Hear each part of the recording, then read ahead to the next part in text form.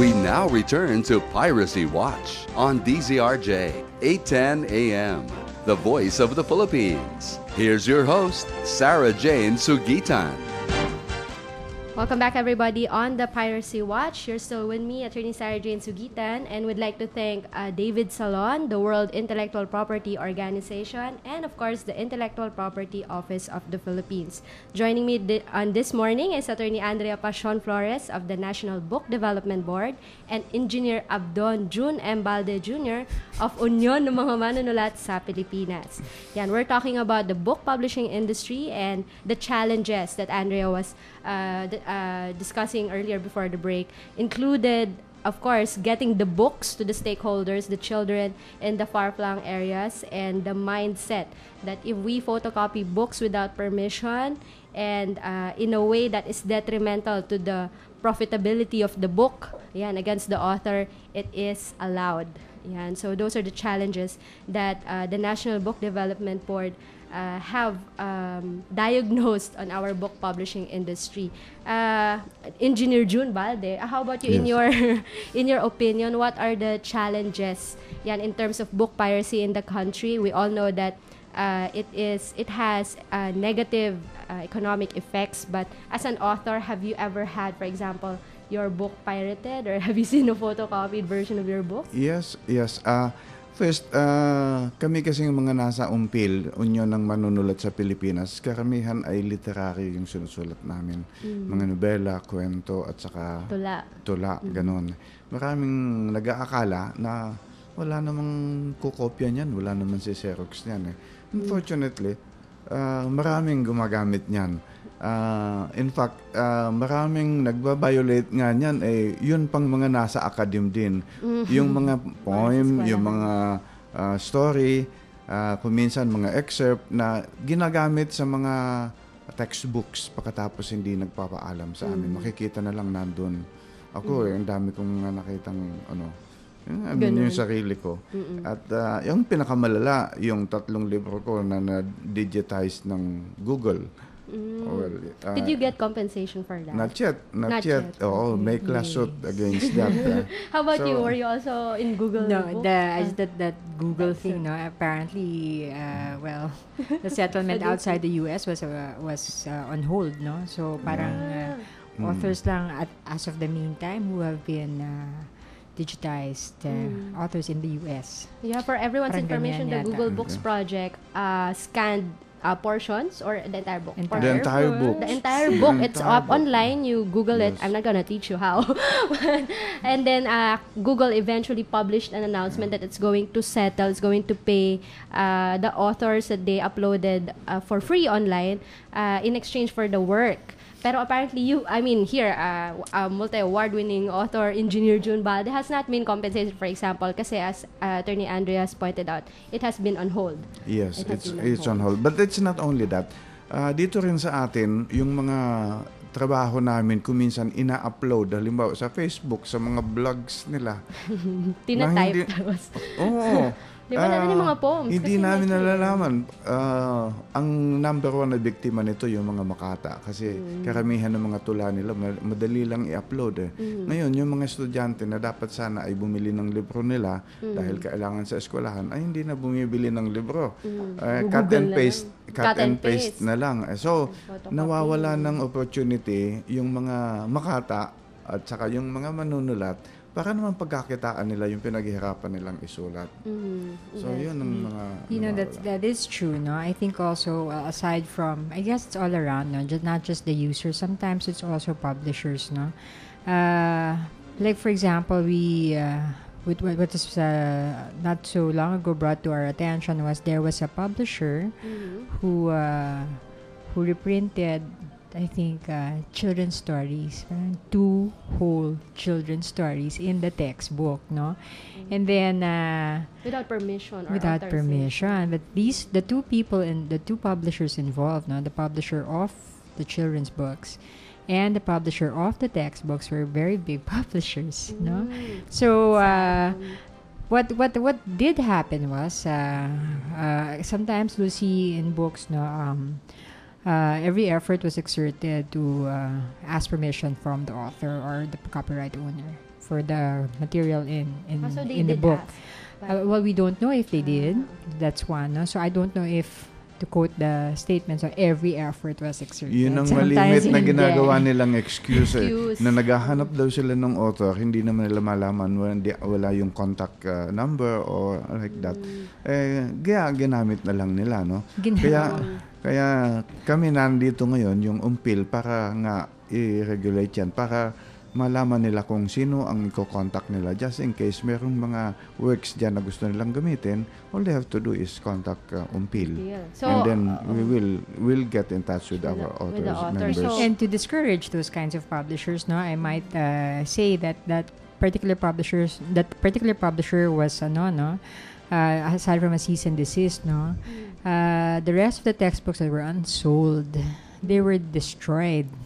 So you have, I don't know how many, around 8,000 copies of books. Yeah, so Just they're probably pa- in circulation. And the rest of those that were sold, no, they indemnified the publisher and the authors. And the authors. So it still is a problem, but I think little by little people are becoming more aware that they should ask permission. Aside from the umpil, people can also go to the Filipinas Copyright Licensing Society. PhilCols is a collective management organization, in particular particularly organized for books, and published materials, So if publishers or content users are in doubt as On who to to contact. whether this is public domain or not, they must, if they should exert all efforts, the first organization they should contact is PhilCols and umpil, so that they may be able to see if the work is in public domain and they can publish, or if not, they can ask permission and maybe negotiate for a price that it is acceptable to them. For publication. Yes. Sa akin naman, I think yung IP Philippines ay malaki dapat ang maitutulong sa amin sa pagpa-promulgate at saka pagkakalat ng kaalaman sa iba na yung mga nasa internet ay hindi public domain. There seem to be a lot of misunderstanding sa ngayon. Sabi nila, kasi accessible naman sa lahat yan. So it must be public domain. Kaya ang ginagawa And that is not nila correct. kukopyahin na lang nila yung cut and paste ng cut and paste. Yun.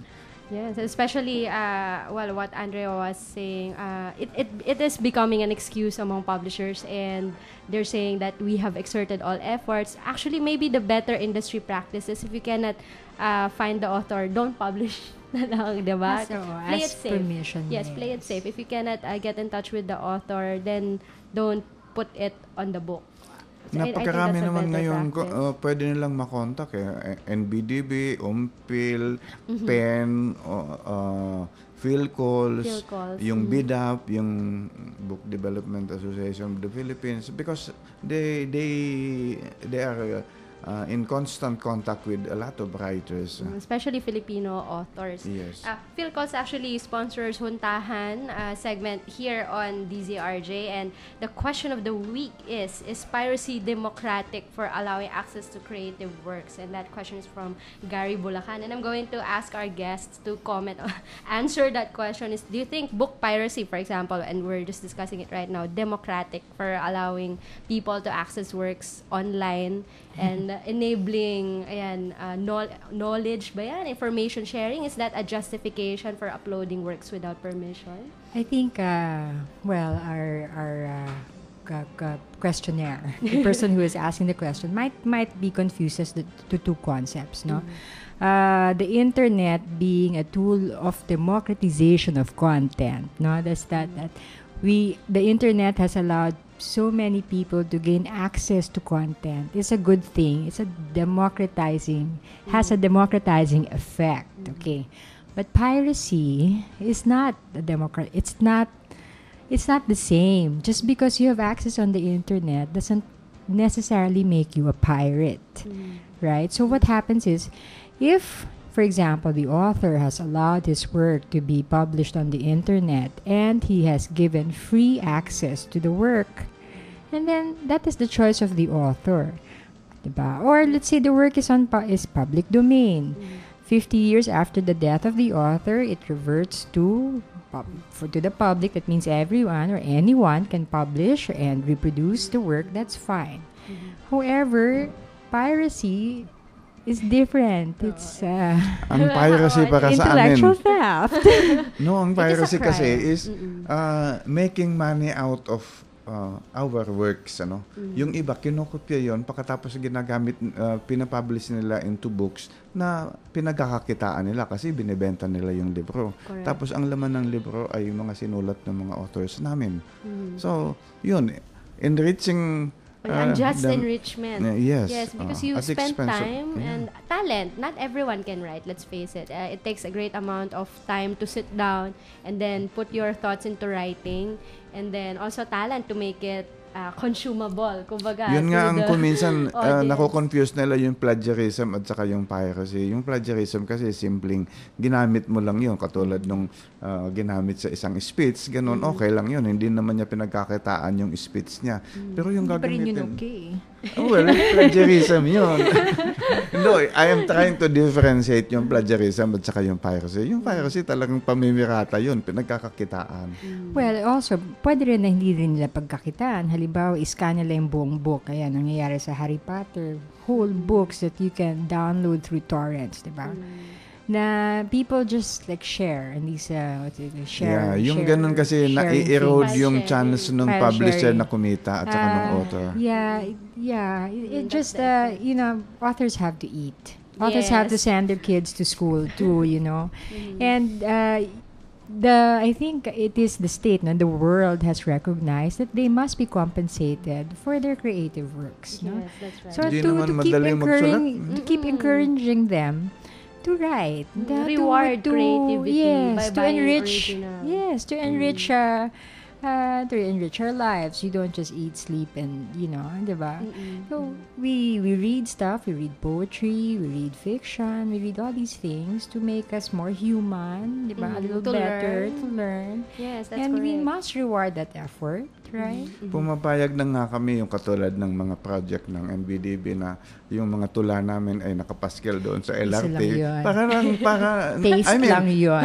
Nasi-share Taste of naman the namin. Gusto problem. naman talaga namin i-share yun. Gusto namin talagang i-share yun. May Oo. authorization. Oo, ng may MBD authorization. to, Pero yung do iba that. naming, wag naman yung buong libro ay sinesell. Yun. No, there's such a thing naman as fair use, no? So that the public can have a taste of the work. Wag lang naman yung substantive part or buong buo. Kalahating libro, nakasobra na yun. Tsaka ha? kung in-effort nilang i-scan ang buong libro, I'm sure kaya din naman nilang i-effort pumunta sa bookstore at bumili ng original na Ang kopya. malungkot nga nito ko, malimit yung mga teacher at saka mga professor sa ang pasimuno, yung gumagawa sila ng course pack. Tapos sinerox nila portions of several books. Several pagkatapos, books. Yun. Yan, for classes, yun ang required readings. Classes, Oo nga. So, na-abuse yung fair use. ano ba dapat ang policy doon? Dapat pag ganun, I mean, in your opinion, that's not fair use anymore. That's not fair use anymore. May mga professor na binebenta yung course pack eh. Kasi Yung pinagkakakitaan compilation, nila. diba? They compile it and then they earn from it. So, yan, that's the answer to our question from Gary Bulacan, and that question also came from the Filipinas Copyright Licensing Society. We're going to talk more about the advantages and disadvantages of buying original books when we return right here on Piracy Watch.